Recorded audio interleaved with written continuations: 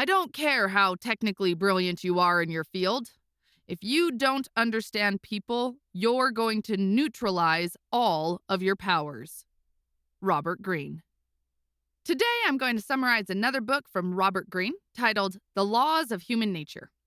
Some people don't like the author and think his books are evil or offensive. I think this is because Robert usually talks about the dark side of human nature that many of us don't dare to talk about or admit that we have dark qualities. Understanding ourselves and the people around us is one of the most important skills we can have in life. After all, we're surrounded by people and we deal with people every day. However, many of us are really bad at this skill. I've personally seen very talented people losing their jobs or facing problems because of bad people skills. This video consists of 18 laws, and I believe it will help you to take your people skills to the next level. By the way, this is one of the longest videos I have ever done, so make sure to save it and watch later. Let's get started. Law number 1, the law of envy. My first job was as a salesperson at a small shoe store. My manager was an envious person who used to criticize everyone behind their backs. She also used to flatter me in a way that I felt mocked, and her jokes made everyone uncomfortable, as if she was secretly laughing at us. I was relieved when, a couple of months later, I found a better job and left. That same week, I met a coworker of mine by chance, and he asked me if it was true that I'd been fired for stealing money from the cashier. I was shocked as I found out that the manager had spread false rumors about me. Maybe you don't want to admit it, but you compare yourself to others. Some use the comparison as a motivation factor, but others will channel that energy into feelings of envy and jealousy. Most people won't act out their envy, but if someone is sabotaging you or spreading rumors about you, then you're dealing with a dangerously envious person. The signs of envy are obvious. If you want to test someone, tell them good news about yourself and observe their reactions, especially their eyes. People's eyes are going to show hostility even if they're saying wonderful things. You can do the opposite too. Tell them bad news about yourself and watch if micro expressions of happiness show. Just like my manager did. Envious people can make you feel uncomfortable and mocked, even when they're praising you. Gossip is also a sign of envy. Stay as far as possible from envious people. Nothing good can come from them. But if you have no choice, try to deflect envy. To do that, never show off.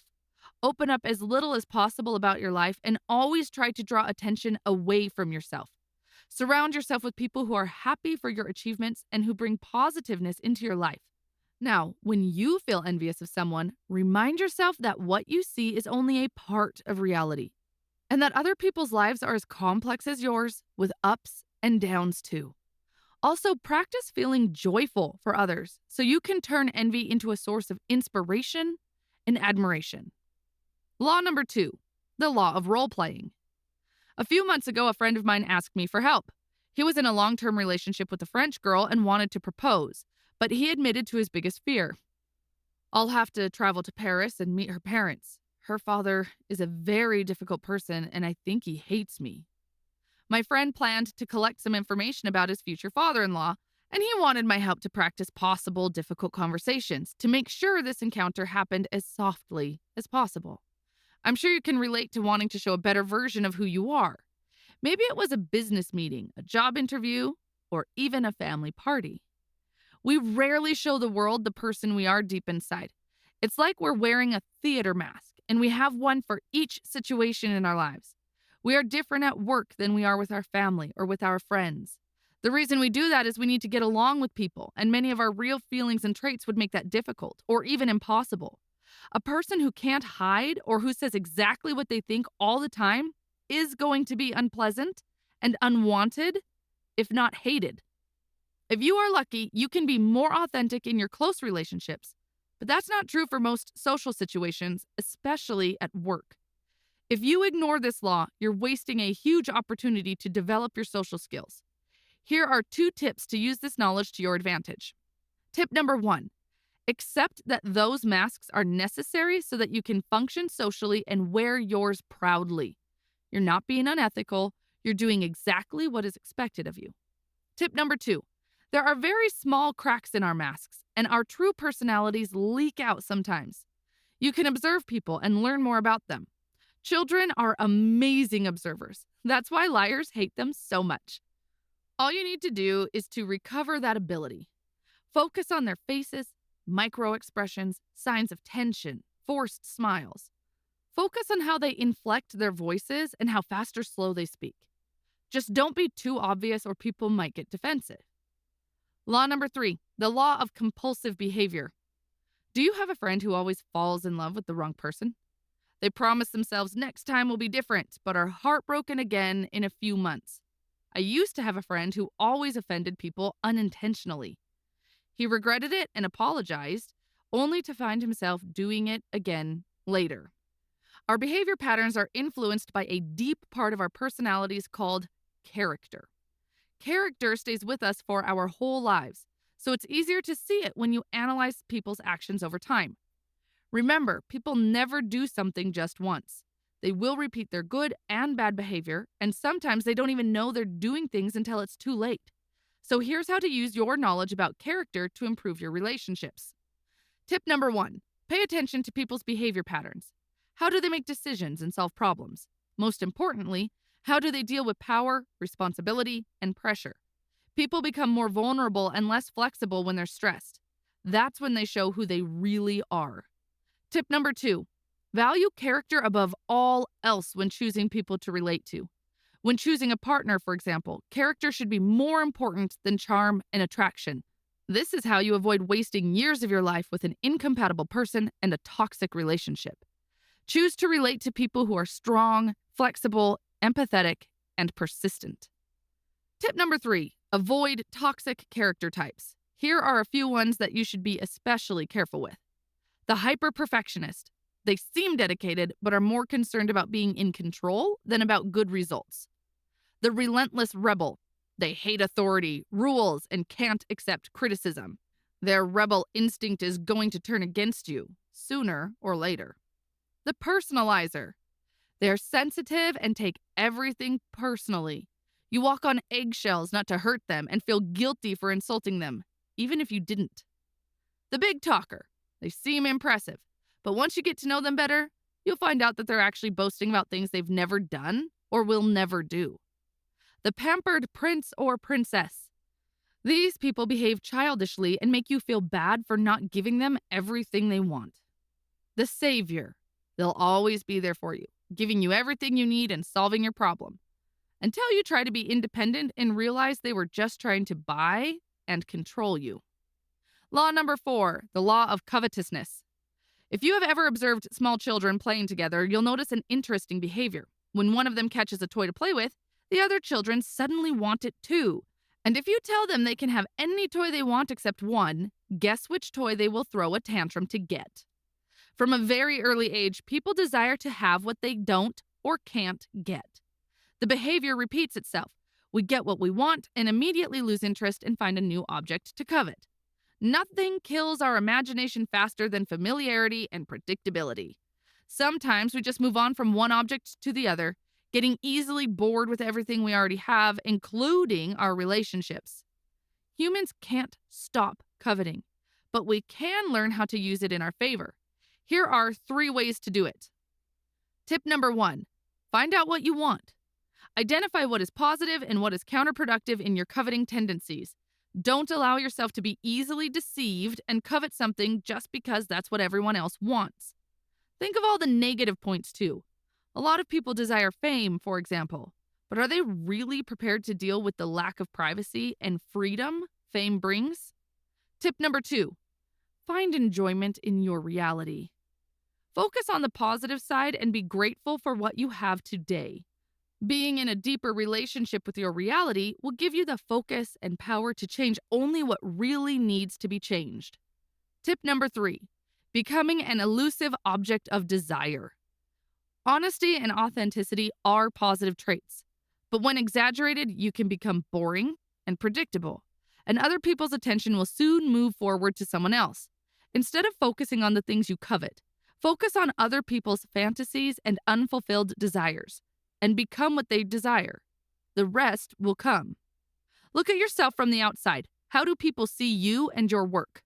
Once you know, shape their perceptions and convey the exact image you want.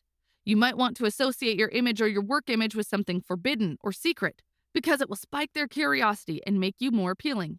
Don't be always available and create the impression that everyone wants to have your work. Just like children fighting for a toy, people will want it if they believe other people want it too. Law number 5, the law of repression. Have you ever felt like doing something so horrible that it shocked you that it even crossed your mind? If you tell me bad actions never cross your mind, then I'll tell you it's because you've been repressing your shadow. A shadow is the side of us we hide even from ourselves because we don't want to admit having them. Your shadow contains your worst insecurities, your most terrible secrets and desires, your aggressive and selfish tendencies. Sometimes when you feel too stressed, vulnerable, or anxious, small parts of this side leak out. That's when we show contradictory or accidental behavior and emotional outbursts, for example. Most of us try to hide our shadows, but this is not the right thing to do. The more we deny our shadow, the stronger it becomes. This happens culturally too. The more prohibitive a culture is, the more attracted people will feel to the shadow aspects. That's the reason stories about serial killers, cruel villains, and extreme violence are so popular. Also, people who only project perfection are perceived as fake and unauthentic. That's because they're repressing a part of who they are. We are more attracted to people who embrace their shadow because all of us can relate to imperfection. Here's how to do it. See the shadow. Pay attention to the part of you that you show the world. Are you always cheerful and excited? Always patient and calm? You might be hiding the opposite of that. Also, if you've been oversensitive or overaggressive, imagine what triggered those reactions to know yourself deeper. Embrace the shadow. Once you find out the parts of you that are hidden, don't ignore them. Admitting to your flaws will make you relatable and likable. Explore your shadow. Play with your previously hidden thoughts and feelings, and channel that energy into your work or hobby, especially creative work. Show the shadow. Allow yourself to be more assertive, indifferent, weird, or selfish. You'll notice that a lot of successful people are eccentric or unconventional. That's because people have more chances to become successful when they embrace their shadows. Law number 6, the law of narcissism. Carl considered Mabel his best friend. They were always together, doing all the interesting things that Mabel loved to do. But one day, Carl was afraid to lose Mabel. He'd received some bad news about the death of a family member. To cheer him up, Mabel bought movie tickets for them. Carl was very sad, though, and told her he would rather stay home. Mabel didn't reply to his texts for a week after that. Carl was already worried when Mabel replied, telling him she didn't have money to pay for her electricity bill, since she had spent a lot on those movie tickets, and still he refused to go with her. Carl felt terrible, apologized, and offered to pay her electricity bill for her. Mabel is what we call a deep narcissist. She was used to having power over Carl and getting attention from him. When he took an independent step instead of doing what she wanted, Mabel found a way to punish him for it, the silent treatment. She ignored the way he felt and took his refusal to go to the movies as a personal attack. So hurt she was. She made sure he felt guilty about it and made up for it. People like Mabel feel they're in high danger if they're not receiving love and attention from outside all the time. And they have no limits as to how far they would go to get such attention. They're so manipulative that it's hard to realize what they're doing, just like Carl didn't. Now, you and I are not so different from Mabel. All of us are narcissists at some level. We focus on our goals and feelings most of the time and want to be appreciated. The difference is that most of us can do something Mabel can't. We can give ourselves love and attention. Therefore, we don't need external validation all the time, as she does. The opposite of narcissism is empathy. It's when we forget about ourselves and turn our attention to others. The more empathetic we are, the healthier we will be. Empathetic people recover quickly when they're hurt, don't take things personally, and can laugh at themselves.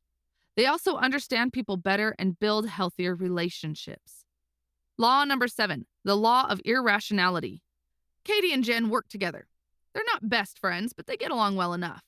Well, that is, they used to until last week when Jen shouted at Katie for making a mistake on her report. I always have to correct all your reports. Can't you do it right at least once? Katie's now hurt, and she thinks Jen overreacted because her mistake was very small. Jen, on the other hand, knows she was harsh at Katie, but she was so fed up. Also, she doesn't want to admit that the anger she felt is more related to her being emotional because of her divorce than to Katie's faulty reports. I'm sure you've experienced a similar situation before. Someone overreacted and you suffered the consequences. Or maybe you were the one overreacting. This happens because you can't think rationally all the time. Sometimes you are dominated by emotions and end up making bad decisions. Emotions are not bad things, they are necessary. The problem is that our emotions are guided by a very simple principle. We are always trying to avoid pain and find pleasure. This means that even when we know what the right thing to do is, doing it is not easy if it's painful.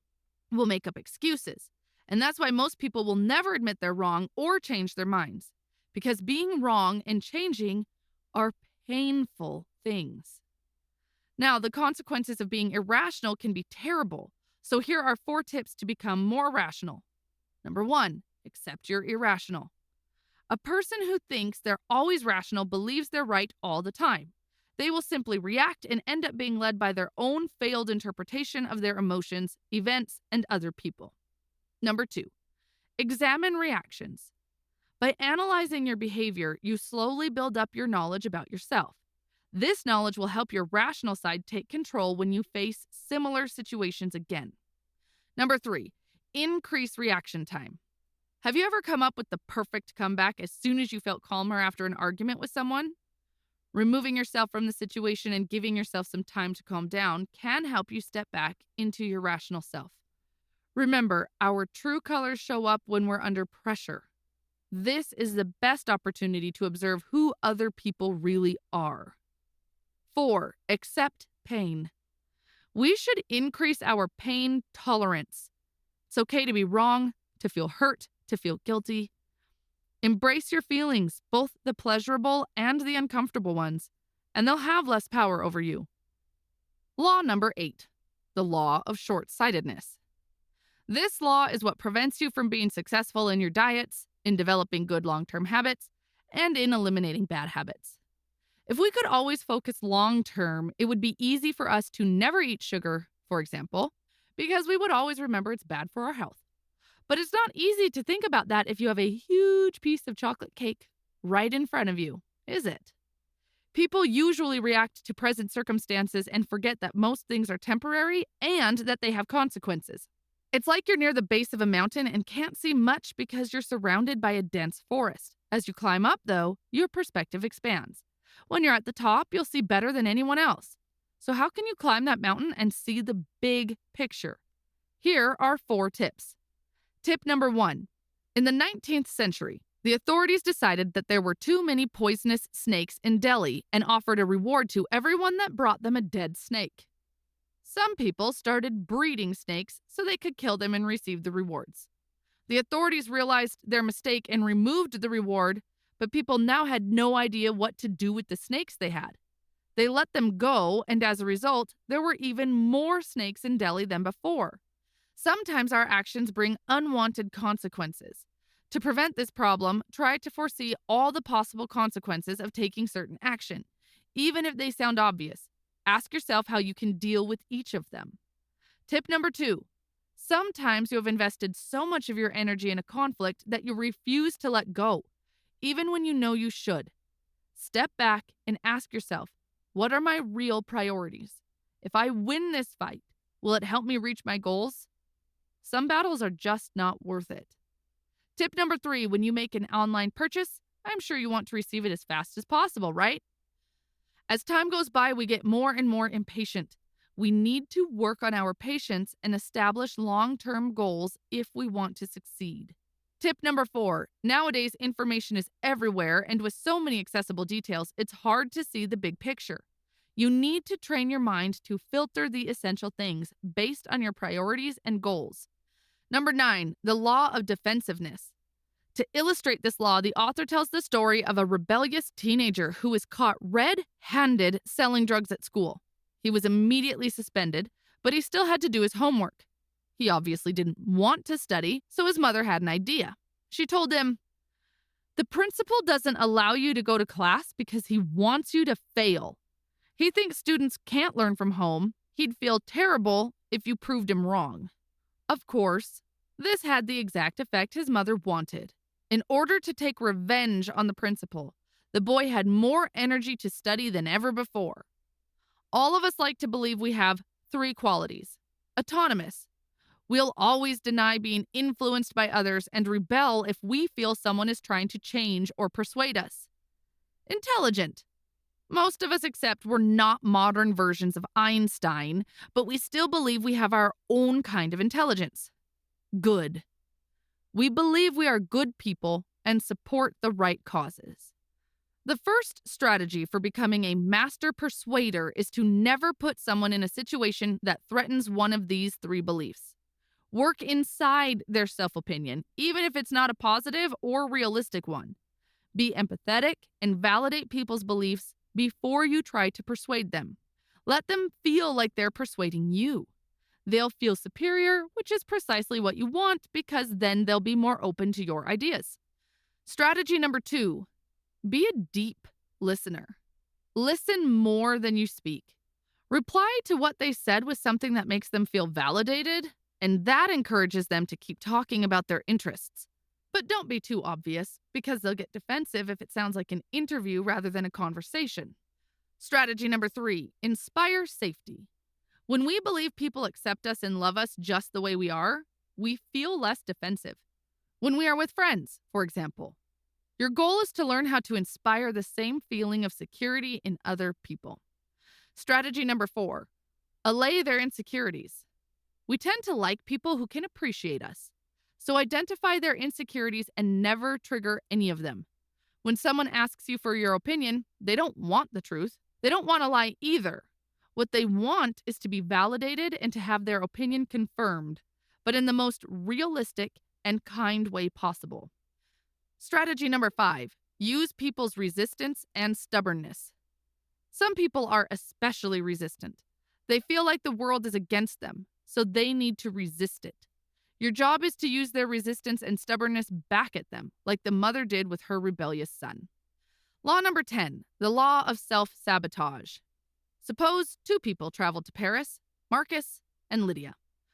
Marcus thinks Paris doesn't look so appealing. The language is difficult, so he doesn't talk to a lot of people because he hates embarrassing himself.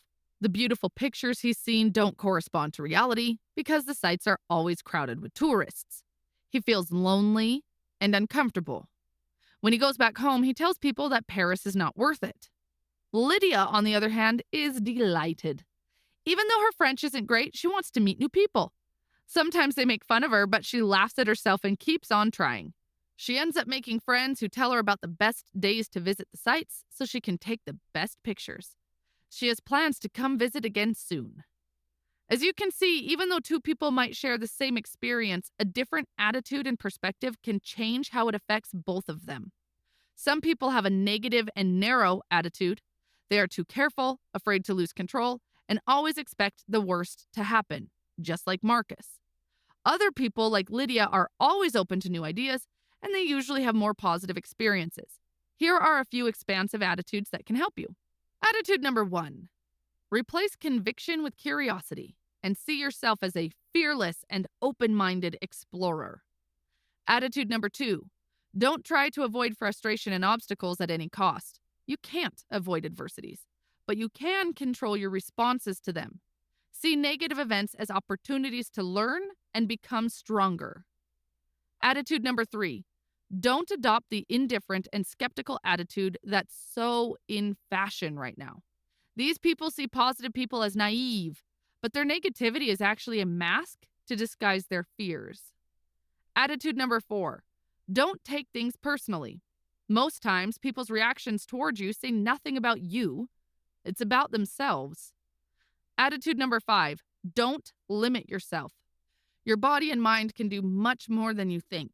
When I was still in college, I often got sick before a difficult test or an important presentation. This happens because negative feelings such as exhaustion or anxiety make us weaker. Our health improves when we are more positive.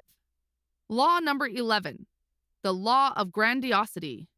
We've all dreamed of something grandiose before, especially when we were children.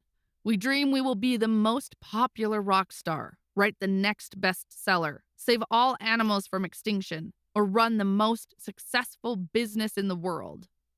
We want to consider ourselves important and have a positive opinion about ourselves. This isn't a bad thing. Grandiose dreams move us and give us willpower and motivation.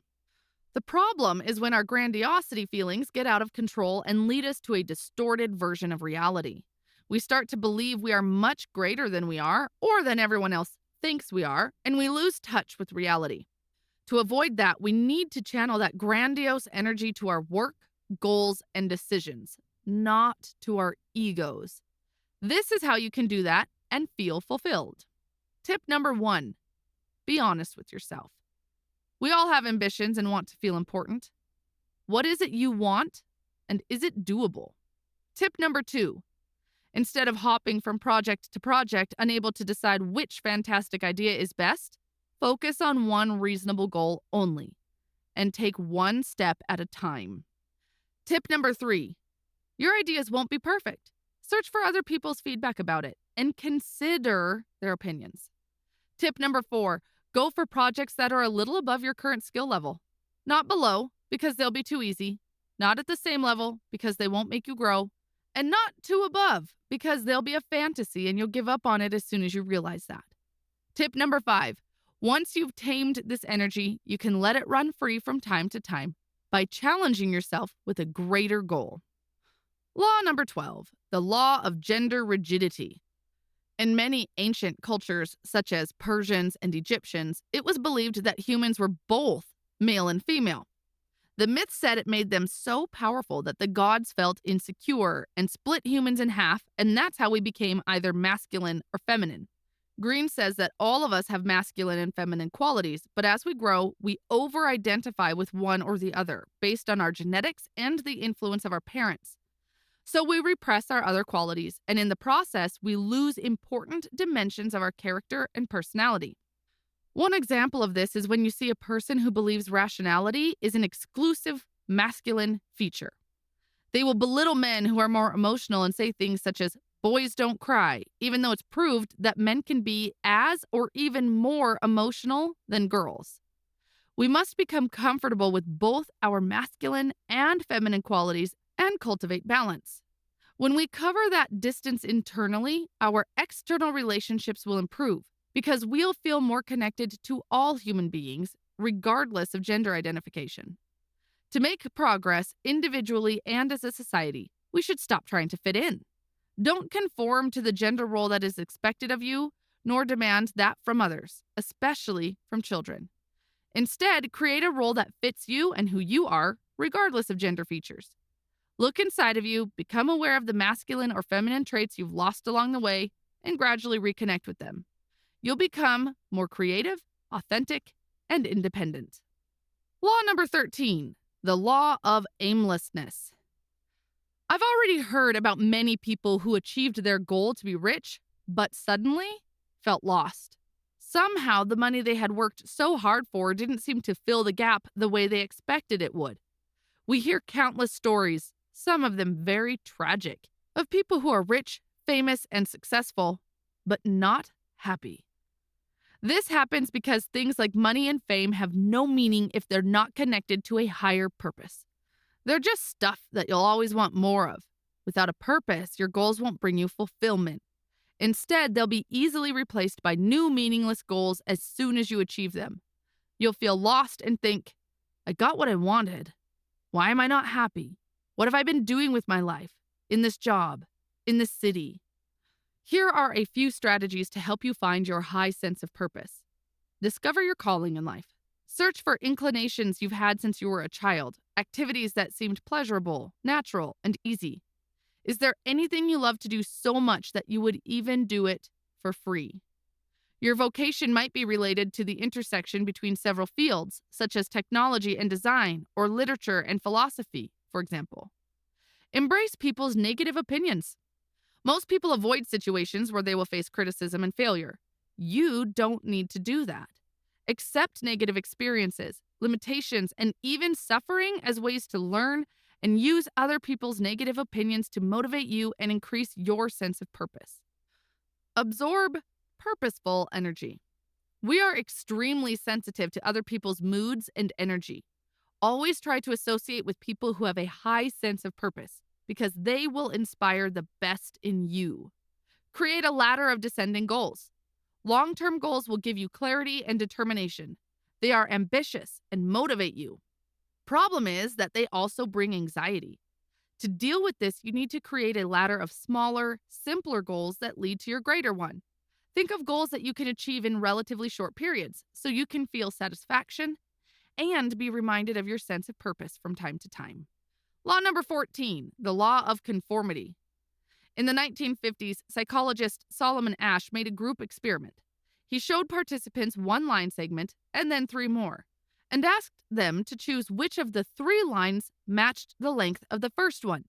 When Solomon asked the participants individually, they would often choose the correct line. But when asked in the presence of other people, who were told to intentionally select the wrong line, around 75% of participants chose the line the rest of the group had chosen.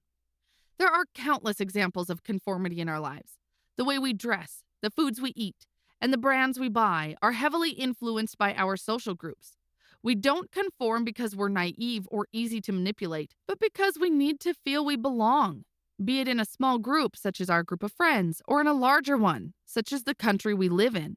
The only problem is that to be able to fit in, we are willing to ignore our rational side, so we get more prone to taking unnecessary risks. Since we can't avoid conformity, we need to find out the things that can trigger this irrational response in us, so we can still belong and cooperate while keeping our independence and rationality. To do that, Green suggests we form a reality group.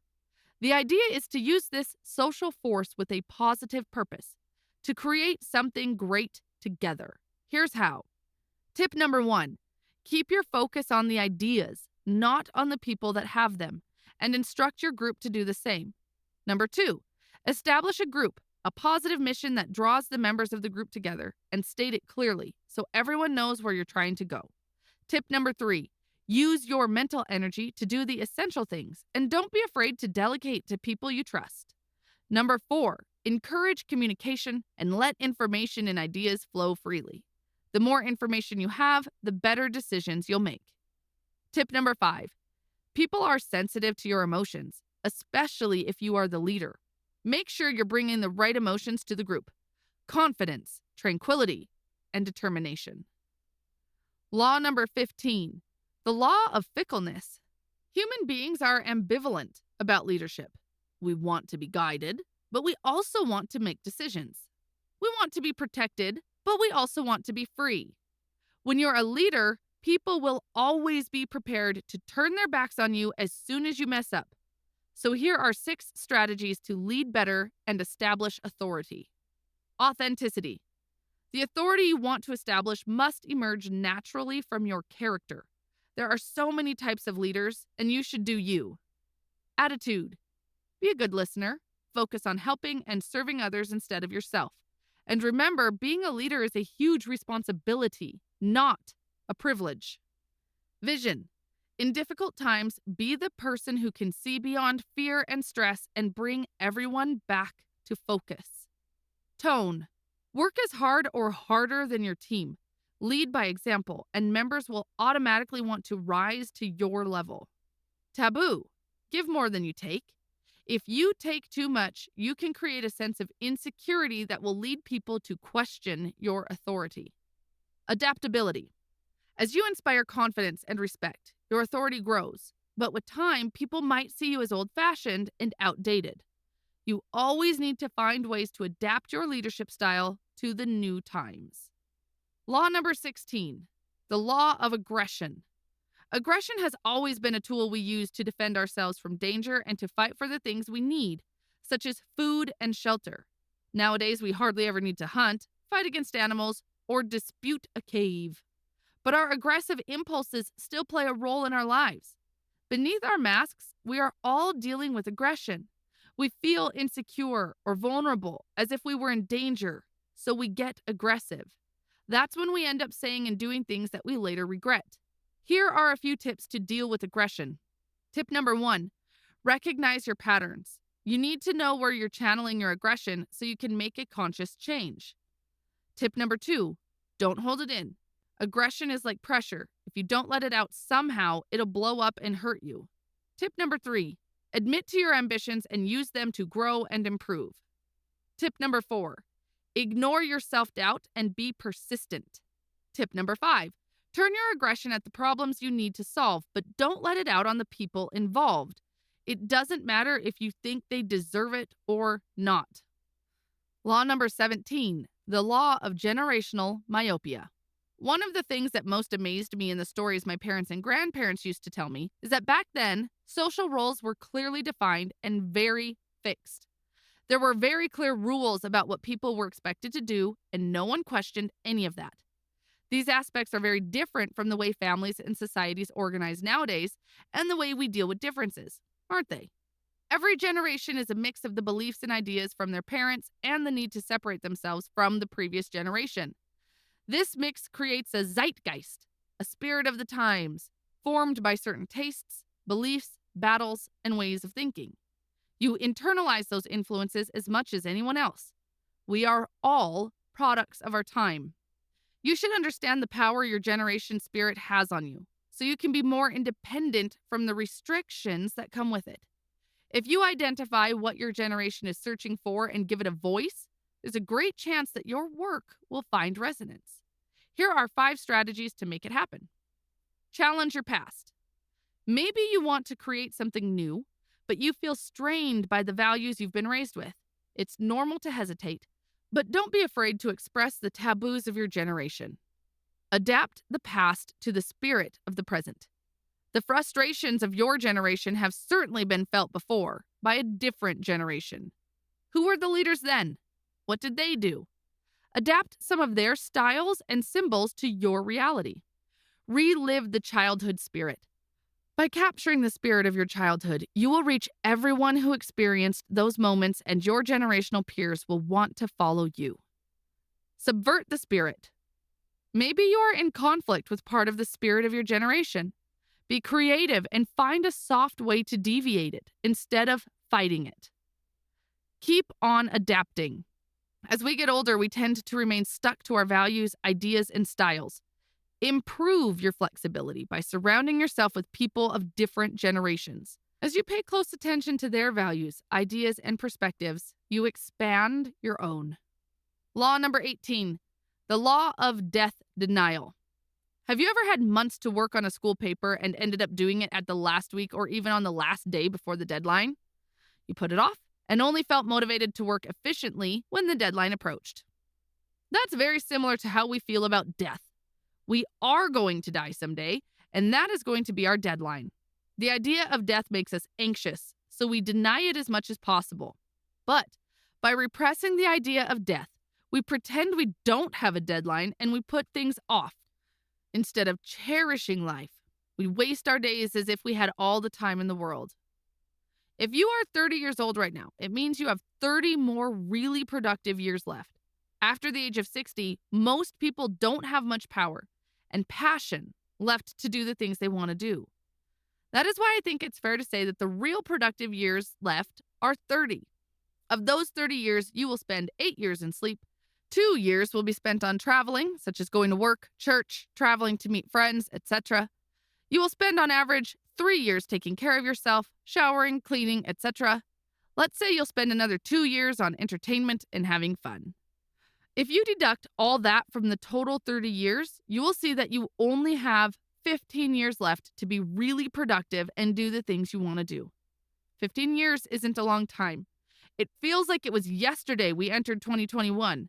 But now 2021 and 2022 are over and we are in 2023.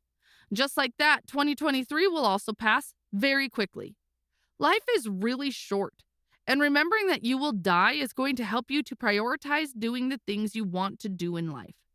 We will live fuller lives if we connect to the reality of death. Think of your remaining years as your deadline and use it as a motivation to work on what matters most to you and on all the amazing experiences you can have before death arrives. If you like Robert Greene's ideas, check out the video you see on the screen. It's the summary of another book called The 48 Laws of Power. Thanks for watching.